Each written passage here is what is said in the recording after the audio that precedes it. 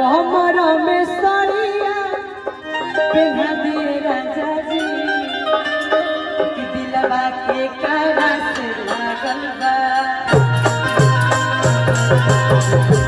दिलवा के कारा से लागल बा बता दिए राजा जी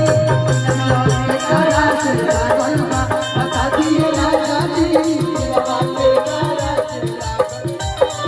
कि हमारा कोमरो में सड़िया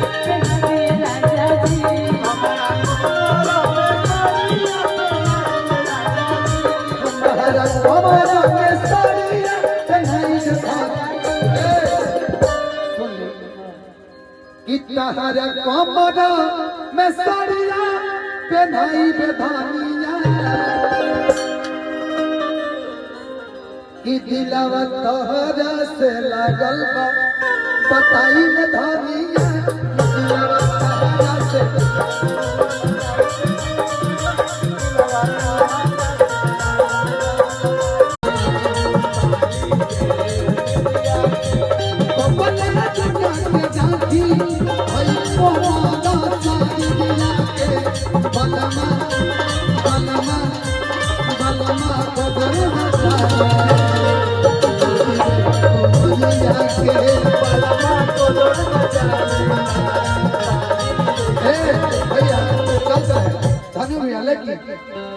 कि सैया मोरा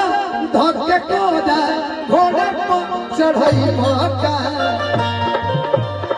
एक रात में चांद के पार ले जई मका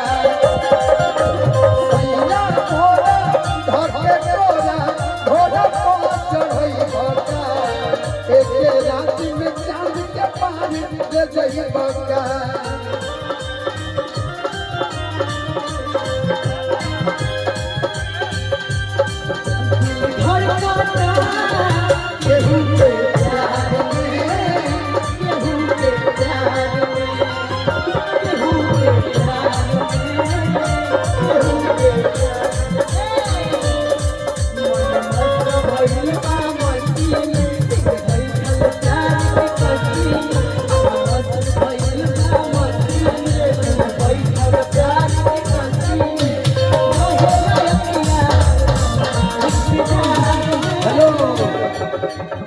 पंचदेव भैया की तरफ से आशीर्वाद है।